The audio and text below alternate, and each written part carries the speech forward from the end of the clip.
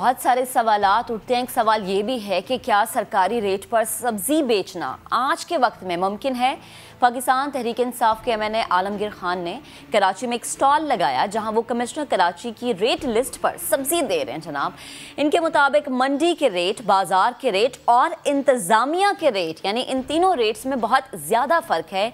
जो कीमत सरकार की जानिब से मुकर्रर की जा रही है उस पर रेडी वाले के लिए सब्जी या फल बेचना मुमकिन नज़र नहीं आता। शायद यही वजह है कि मुनाफा बढ़ते बढ़ते मुनाफाखोरी की तमाम हदें पार कर जाता है। और फिर होता क्या है? और फिर होता यह है कि कीमतों में कोई इस्तेहकाम हमें नज़र नहीं आता, कोई बैलेंस हमें नज़र नहीं आता। जितने मुंह होते हैं उतनी ही कीमतें मांगी जाती हैं। मिसाल के तौर पर जो आलू मंडी से 30 रुपये फ़ी किलो में मिलता है उसकी बाजार में सरकारी कीमत 33 रुपये है। जाहिर है कि इस महंगाई के दौर में 3 रुपये मुनाफा जो है वो कौन कमाना चाहेगा। आलमगीर खान साहब हमारे साथ मौजूद है, स्टूडियो में हमें ज्वाइन कर चुके हैं। उन्हीं से जानते हैं कि ये मुनफरिद जो आइडिया था इनके जहन में आया कैसे, और जब उन्होंने देखा कि महंगाई बहुत बढ़ चुकी है तो क्या अपनी रेडी, अपना स्टॉल लगाने का जो इरादा किया उससे इन्हें फ़ायदा कितना हो रहा है? अस्सलाम वालेकुम आलमगीर साहब। जी वालेकुम सलाम। कैसे हैं आप? अल्हम्दुलिल्लाह। ये जो आपने काम शुरू किया, ये स्टॉल लगाया, इसका आपको आइडिया किस तरह से आया? देखिए, आइडिया तो ऑब्वियसली हालात के हिसाब से कि एक तरफ महंगाई है, लोगों को परेशानी है, दिन ब दिन चूँकि और ऑयल प्राइसेस बढ़ रही हैं और फिर हम सारे सामान बाहर से इंपोर्ट करते हैं जो हमारी बुनियादी अशिया होती, तो उस वजह से हमें डॉलर ऊपर जा रहा तो चीज़ें महंगी होती जा रही। तो एक काविश की कि कैसे हम अपनी ज़ात से लोगों को फ़ायदा पहुंचाए। प्लस ये एक एहतजाज भी था, ये एक एहतजाज था इंतज़ामिया के ख़िलाफ़ जो रोज़मर्रा की बुनियाद पर ये अपनी रेट लिस्ट शाया करते कमिश्नर कराची, उस पर क्यों पाबंद नहीं किया जाता लोगों को? अच्छा, एक तो पाबंद नहीं किया जाता, दूसरा वो हकीकी बुनियाद पर है ही नहीं। उस 3 रुपए के मुनाफे पे इस इन्फ्लेशन के दौर में या उसके पेट्रोल, उसके ट्रांसपोर्ट का खर्चा, उसके बिजली का खर्चा, उसकी लेबर का खर्चा, वो 3 रुपए का मुनाफा कौन कर सकता है? तो इनकी रिसर्च नहीं है, इनकी कोई वर्किंग नहीं है। जाएं मंडी में जाके बैठें, देखें, मंडी के एसोसिएशन से मिलें, जाएं पीछे फार्मर से मिलें, मालूम करें कि क्या सप्लाई चेन कैसे है इनकी, और फिर हर अशिया की कीमत में 2-3 रुपए का मुनाफा। इन्होंने डिमांड सप्लाई देखी नहीं। आप जो ये बात करें ना रिसर्च की, कुछ समा वालों ने भी रिसर्च की है। मैं चाहूंगी पहले मैं आपको जरा वो दिखाऊं ताकि हम इस पे ज्यादा खुल के बात कर सकें। प्यास कहानी है ये कि किस तरह से किसान और फिर मंडी में कितना ज्यादा मुनाफा कमाते हैं, ज्यादा दिखाते हैं। खजूर कहानी आपको दिखाते हैं। किसान ने आड़ती को 1 किलो खजूर 50 रुपए में बेची है। कोल्ड स्टोरेज और कराची तक लाने में 19 रुपए का खर्चा आया। आड़ती ने यही खजूर मंडी में 150 रुपए फ़ी किलो बेचकर 81 रुपए मुनाफा कमाया। ठेले वाला आम शहरी से फ़ी किलो खजूर के 3 खैरपुर के किसान ने। अब आलमगीर साहब, आपको समझ तो आई होगी कि किस तरह से, मुझे लगता है कि जो मिडल मैन है ना, जो आड़ती है, उसको बेनकाब करना ज़्यादा ज़रूरी है। उसको सामने लाके अवाम के सामने जलील करना, उससे सवाल पूछना, ये ज़्यादा ज़रूरी है। यकीनन। देखें, एक चीज़ समझें, ये हुकूमत की ज़िम्मेदारी, हुकूमत के जो हाथ पांव होते हैं, जो मशीनरी होती है, वो ये ब्यूरोक्रेसी होती है, ये चीफ सेक्रेटरी और इसके नीचे कमिश्नर्स और डीसीज हैं। इन्होंने ये इनकी ज़िम्मेदारी है बुनियादी। ये एयर कंडीशन कमरों में बैठे होते हैं, अपनी ज़िम्मेदारी का कोई एहसास ही निकलते ही नहीं। इनको शायद गर्मी लगती है, इनके पसीना बहाने का, इनका ये हराम खोरी जो आपने लफ्ज़ यूज़ किया, ये इनके लिए, अपनी तनख्वाह हलाल नहीं करते, ये निकलते नहीं। आपका जब काम है कि आपने वो रेट लिस्ट शाया की है, उसको पाबंद करवाएं लोगों से, और फिर वो रेट लिस्ट दें जो हकीकत पर मबनी हो, ना कि पता नहीं किस बुनियाद पे, किस दुनिया में रह रहे हैं कि हर चीज़ पे ये नहीं देखते। आप देखें, रमज़ान का सीज़न है, इसमें कुछ अशिया की डिमांड ज़्यादा होगी, कुछ की कम होगी। अब उस हिसाब से आपने रेट्स तय करने हैं। इन्होंने हर चीज़ में 2 रुपये 3 रुपये, 2 रुपये 3 रुपये का मुनाफा रख दिया। मैं जो स्टॉल लगाया, मैं आपको बताऊं, सेब जो है 2-3 रुपए आप कह रहे हैं, ये डबल और ट्रिपल मुनाफा है। ये भी हमने दिखाई। ये तो मैं कमिश्नर कराची के रेट बता रहा हूँ।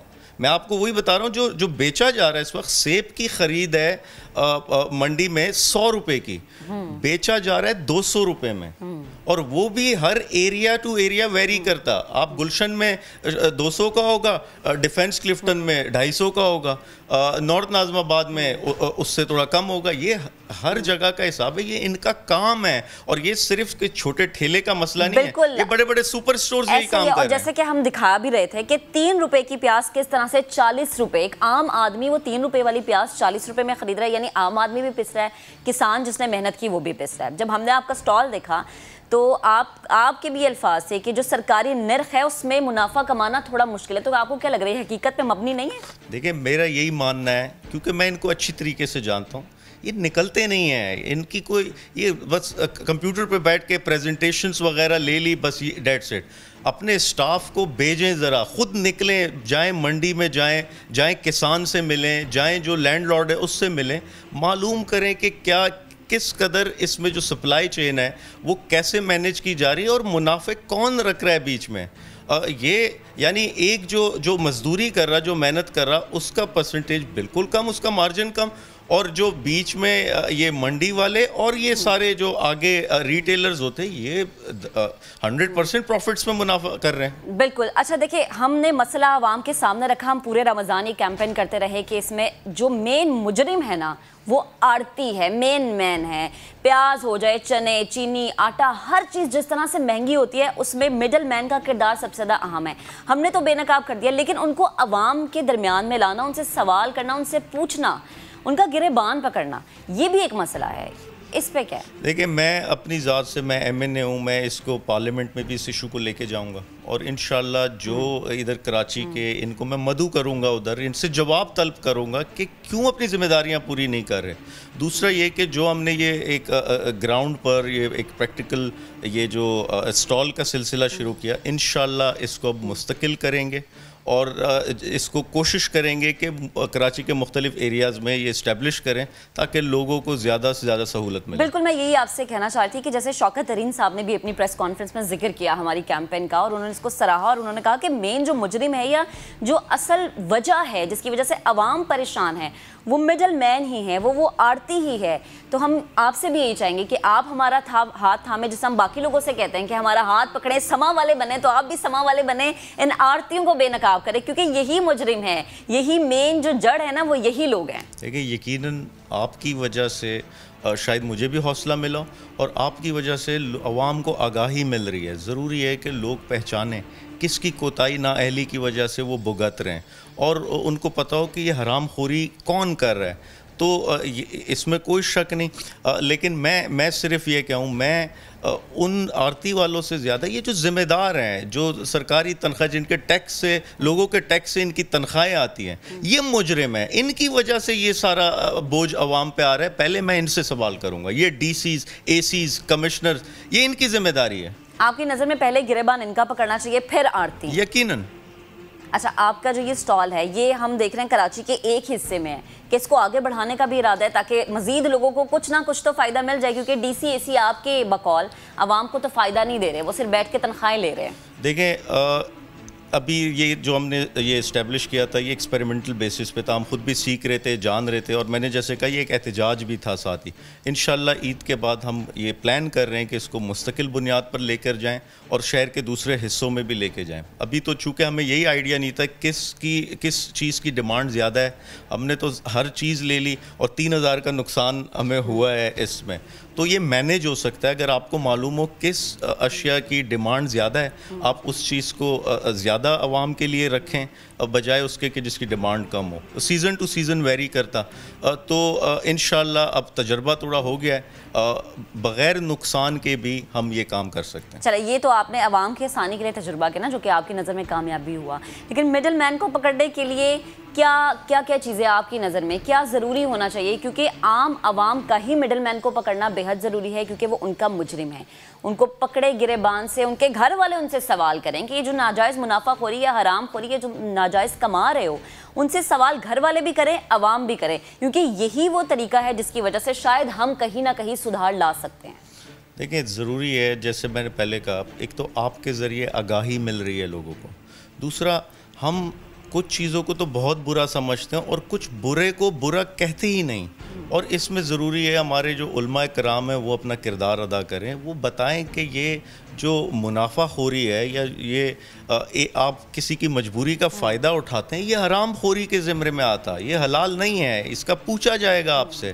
اور آپ یہ جو 100% اپنے منافع رکھتے ہیں ہر چیز پہ, اور ان اشیاء پر جس کا غریب سے تعلق ہے. تو یہ چیزیں میں سمجھتا ہوں ہمارے جو بھی انفلوئنسرز ہیں جو اثر و رسوخ رکھتے ہیں وہ اپنا کردار ادا کریں, اور آپ کا اس سے بڑا میڈیم تو کوئی نہیں انفارمیشن کا جو آپ کر رہے ہیں, اور میں بھی اپنا کردار ادا کر رہا ہوں. میں پھر سے کہوں, اور جو میرے پاس ایم این اے شپ کے اختیار ہے وہ میں استعمال کروں گا, انشاءاللہ ان کو لاؤں گا, جواب طلب کروں گا ان سے. اچھا عالمگیر صاحب, آپ کا سٹال, اس کا رسپانس کیسا آیا؟ کیونکہ عوام تو ایسی چیزیں ڈھونڈتی ہے جو کہ سستی ملے, معیاری ملے. بہت زیادہ رسپانس تھا, لوگ بے حد خوش تھے, کیونکہ وہ ہم نے ایسی جگہ یہ پلیس کیا تھا کہ وہاں اور بھی دکاندار اور اسٹالز, یہ پوری ایک مارکیٹ ہے, کمرشل لین ہے, تو ان کو وہ فرق واضح نظر آ رہا تھا, اور 200% کا فرق تھا. تو اس بنیاد پہ ہاں ہماری یہ ایک کمی تھی, ہم صحیح طریقے سے ایڈورٹائز نہیں کر سکے, صحیح طریقے سے اپنا پیغام زیادہ نہیں پہنچا سکے. انیشل تھا, ہم خود سیکھ رہے تھے. انشاءاللہ اب چونکہ لوگوں کو پہلے سے معلوم ہو چکا ہے, اگلی بار جو ہوگا آپ دیکھیں گے کہ اس کے ڈبل رسپانس ہوگا. اچھا عالمگیر صاحب, آپ نے اے سی کی بات کی, وہ فردوس عاشق امان والا واقعہ ہمیں یاد ہے, سیالکوٹ والا. جب ہم اے سی یا ڈی سیز کی بات کرتے ہیں تو آپ نے کہا کہ یہ گورنمنٹ کی ایسی مشینری ہے جن کو استعمال کرنا بے حد ضروری ہے, اور اگر یہ ناکارہ ہو جائیں تو یقیناً بازاروں میں بگاڑ پیدا ہوگا. صوبائی گورنمنٹ ہم دیکھتے ہیں کہ جب اے سی یا ڈی سی لگاتے ہیں تو ہمیں یہاں پر بہت زیادہ سرپرستی نظر آتی ہے. اس بگاڑ کو ختم کرنا کوئی ایک دفعہ کا تو کام نہیں ہے. اگر ہم مڈل مین کو سامنے لا رہے ہیں, اس کا گریبان پکڑ رہے ہیں, عوام اس سے سوال کری ہے, کیا گارنٹی ہے اس چیز کی کہ آنے والے وقت میں یہ چیز ہمیں بہتر ہی نظر آئے گی؟ دیکھیں ضروری ہے جی, جو آگاہی کا عمل ہوتا ہے کہیں نہ کہیں آپ کی بات پہنچتی ہے, کہیں نہ کہیں اس کے نوٹسز لیے جاتے ہیں. میں ایک مثال دوں, آپ ہی کے چینلز کے ذریعے مختلف ایشوز پر بات ہوئی, چیف جسٹس نے سو موٹوز لیے ان ایشوز پر. اسی طریقے سے دیگر فورمز پہ جب یہ بات جاتی, وہاں جو اعلیٰ حکام ہوتے وہ اس پر ایکٹیویٹ ہوتے.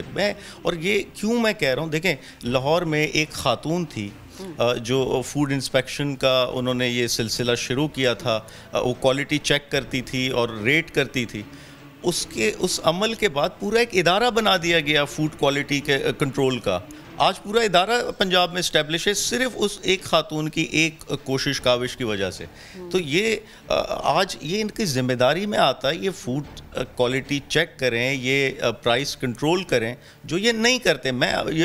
یہ ڈی سیز آج ادھر اس کراچی شہر میں ایک ہی کام رہ گیا ان کا کہ کس طریقے سے زمینوں کی خرید فروخت کرنی ہے, کس طریقے سے وہ ڈی سی لیز پہ زمین کو 2 نمبر ڈکلیئر کرنا, اور لوگوں میں افراتفری پھیلا دی ہے, لوگوں کی جائز زمینیں قبضہ کروا دی ہیں انہوں نے. یہ ان کے مختار کار کا, ان کے ٹھپے دار کا یہی کام رہ گیا. یہاں اربوں روپے کا یہ بزنس کر رہے ہیں, جو ان کا بنیادی کام ہے وہ نہیں کر رہا کوئی. صحیح ہے, لیکن ڈی سی کے علاوہ ایک اور بھی تو مجرم ہے نا, وہ ہے مڈل مین, وہ ہے آرتی, جس کے بارے میں اور جس کو ہم بے نقاب کرنے کی بار بار کوشش کرتے ہیں. بے حد شکریہ عالمگیر صاحب, آپ ہمارے ساتھ موجود تھے.